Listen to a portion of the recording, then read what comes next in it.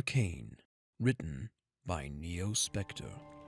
Chapter 15, Climbing the Cliff. So yeah, it's basically like magic, only with Chucky's technology. And they just bought in these neat little bracelets. Neat. Plus, inconspicuous, because I can't exactly go walking around Edelstein wearing the things. Obviously. We are here. Liuva and Yuuki both jumped a little at the Urda's voice. Yuuki looked out over the bow of the origami vessel and saw a small patch of sand jutting out from the base of the cliff. The back was round and a good 5 meters in diameter, with the back of the sandbar smushed against the cliff like a melted snowball. The cliff itself seemed to stretch for miles in either direction beyond the tiny shore. The boat beached itself on the tiny shore. As nimbly as a cat, Liuva hopped out of the boat. Yuuki barely managed to follow without tripping. Liuva stood in the sand, staring at the upper horizon of the cliff. It's a bit foreboding. She muttered. What's it like up there? I don't know. Kima admitted. I sail the boat. Sailing the boat makes me happy. Liuva frowned at the response. She turned and elected instead to stare out over the lake, facing away from where the group had entered the door.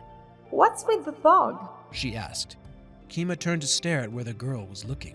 That is the mist from the waterfall. He answered. Waterfall? Yuuki asked, curious. He wobbled a bit to help stabilize Kao after the monk's robe had caught itself on one of the boat's edges. End of the lake. The Urda explained. I do not go there. The currents are too strong. I would be pulled down. Waterfall at the end of the lake, Yuuki mused. I wonder what's at the bottom.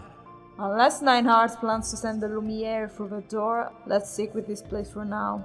Liuva said, going back to eyeing the blue rock. I don't plan on jumping down a waterfall anytime soon. Agreed, Yuuki said.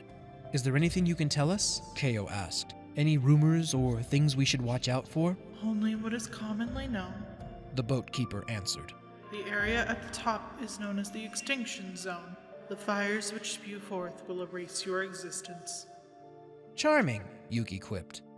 Well, the chief said that most of the cliff was stable, so at least we don't have to worry about being erased without warning. Now, how do we get up there? Kao stared at the top of the cliff. The normal way people get up a cliff, I suppose. Climb. Yeah, but I was hoping I didn't have to say it, Yuuki grumbled. I'll go first. If push comes to shove, I can use some magic and open up some holes in the rock. Kao nodded, and Yuuki turned to Liuva. The blaster was silent for a moment, staring at the top of the cliff. Finally, she sighed. Screw that, She said. She leveled her gaze at Yuuki. Move, please. The warrior complied and stepped aside with a look of confusion on his face. Liuva flicked her wrists, and Yuuki finally got a good look as two rather fashionable bracelets he hadn't really paid attention to before began unfolding and expanding way beyond what seemed physically possible in a series of whirs and clicks that suggested a well-tuned machine. When the transformation was complete, Liuva's arms were covered by her gauntlets. The blaster took a few steps backward, then broke out into a sprint towards the cliff. She slammed one foot onto the cliff and used her momentum to carry herself up. When she reached her peak height and her foot had lost its hold, she snapped her arms behind her. There was a loud explosion, and Yuuki braced himself against the blast. Looking up through the swirl of dust, he saw Liuva high above him, the explosion having carried her nearly a quarter of the way up. She brought her arms around to her front, and as she reached her peak height again, she snapped them back.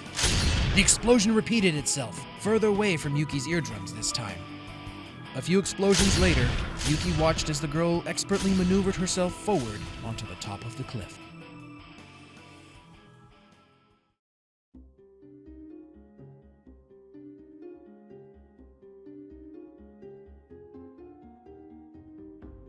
Yuuki finally reached the top, flopped over on his back, and lay there panting. He turned his head to see Liuva, who had found a comfortable position in which to nap against a large rock. The girl cracked one eye open. So, you're finally here. Screw you, Yuuki panted. Well, I never. She played at being hurt. Oh, it's not my fault. Our fearless leader has no other way to scale a cliff. When we explore that waterfall, I'm shoving you off. Liuva let out a snicker. Yeah, right. Yuuki sat up as Keo finally pulled himself up onto the top of the cliff and collapsed in a heap between the other two. Hard to move in that dress, isn't it, Temple Boy? Liuva smirked. Keo grumbled something under his breath about Liuva's gauntlets and rather inappropriate places where she could store them. He was cut off by a screeching noise coming from above them. Yuuki looked up and saw the outlines of a flock of what looked like birds. Their image was distorted and blurry, and they almost seemed to glow.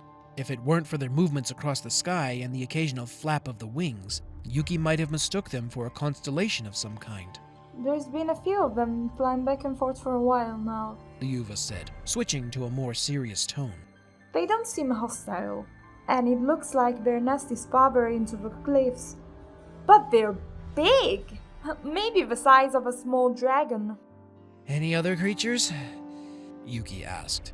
I heard some scuffling further in, but when I looked I saw nothing but rocks. Liuva frowned. I don't know whether this place is beautiful or downright creepy. Some part of me wants to run and hide, another part wants to snap pictures and buy some postcards. Where do we go from here? Keo asked.